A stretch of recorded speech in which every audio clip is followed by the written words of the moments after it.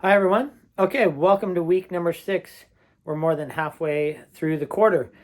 So, I had a chance to read all or at least most of your reflections on Genesis and the Abundant Life, and really appreciated your feedback on the article, how you interacted with it, and kind of how you're interacting with others around it. One thing that I did want to say, one of you raised a question about how do the relationships play out throughout the rest of the scriptures, and mm, I'm still working on that project a little bit, but I kind of think that as you relate to the law, the Mosaic covenant, even in the new covenant, that you see some of the laws related to these relationships, some of the virtues, especially in the New Testament, related to these relationships, and how they're meant. The laws were given, and the virtues are developed so that you can flourish as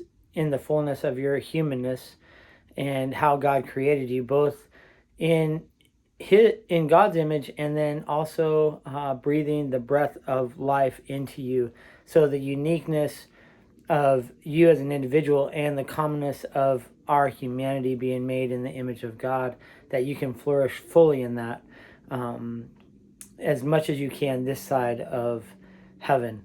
And so I think that that's kind of how I'm thinking about it right now and doing a little bit of research. This past quarter, I've been doing some research on the virtues in relationship to that, that kind of flourishing. So, yeah, but I've really appreciated how you've interacted and the feedback that you've given to the article.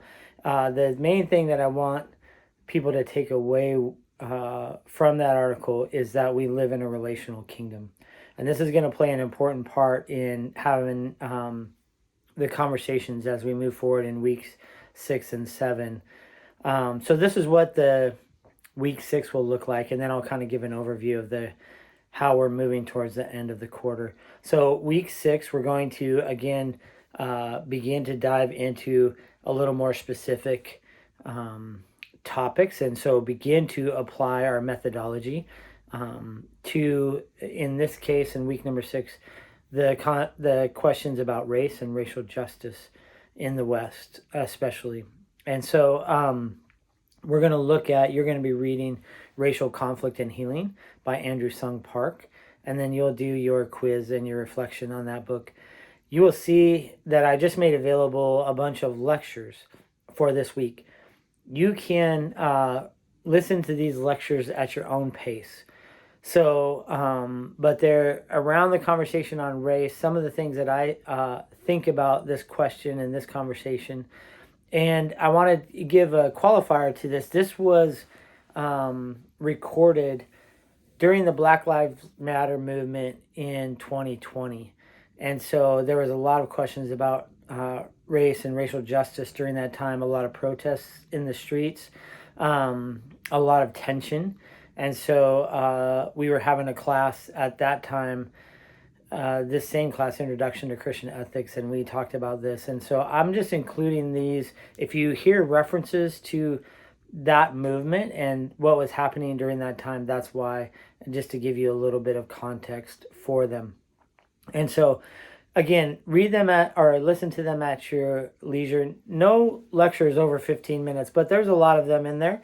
And so I'm doing that to create a conversation. I wish we could be together in class, because the conversation is always better. I think, what do people say? 90% of communication is body language. And so one of the things that we need to work on as we talk about these controversial ethical topics is the manner in which we talk about them. Again, going back to the truth of Jesus and the way of Jesus in every area of our life.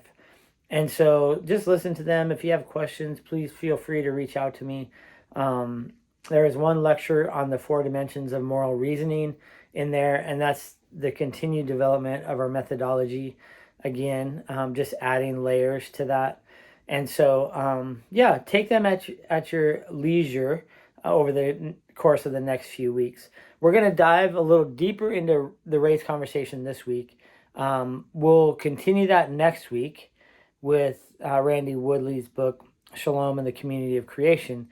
And then we'll have in week number 8 your group projects. So we're going to kind of dive into the race conversation here just as a model and an example. And then you all will be doing different topics in your group. So I think there's 5 or 6 groups for this class, and you'll do 5 or 6 different topics ranging from capital punishment to the ethics of war and peace to abortion, sexuality, all these different topics, immigration reform. And so you'll get a chance to kind of apply these things. This is our attempt to kind of work kind of through it together and model it a little bit. Remember that when we do this methodology, it's non-linear. So we're just kind of going to grab pieces from it, try to develop a holistic picture of how might we address some of these questions about race and racial justice. We're not going to solve the entire problem, but it's going to give us a start to the conversation. So week number 6, you have Racial Conflict and Healing. It's a decently long book. And then week 7 is Shalom and the Community Creation. Again, a decently long book. Week 8 is your group projects. Week 9 and 10 will be sharing your group projects, commenting, reading each other's, and then week 10 will be floating an idea or a thesis about your final paper and project.